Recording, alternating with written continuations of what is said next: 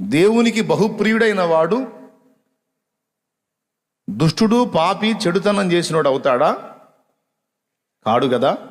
కానీ దానియేలు ఏమంటున్నాడో తెలుసా? మేము మేము మేము పాపులమును, దుష్టులమును, చెడుతనమునందు ప్రవర్తించువారం. చదువు అయిపోలా. ప్రభువా, ప్రార్థన చేస్తున్నాడు ఇక. నీవే నీతిమంతుడవు. ఆహా, మేమైతే సిగ్గు చేత ముఖ వికారముందిన వారము. మేము నీ మీద తిరుగుబాటు చేసితిమి. దానిని బట్టి నీవు సకల దేశములకు మమ్మను తరిమితివి. యెరూషలేములోను యూదయ దేశములోను నివసించుచు స్వదేశవాసులుగా ఉన్నట్టు, పరదేశులుగా ఉన్నట్టు ఇశ్రాయేలీయులందరికీ మాకును ఈ దినమున సిగ్గే తగ్గి ఉన్నది. అబ్బా అబ్బా, మాకీ గతి తగినదే, మాకీ పరిస్థితి తగినదే. నీవే నీతిమంతుడవు, న్యాయవంతుడవు, నువ్వు చేసిన దానిలో తప్పు లేదు తండ్రి.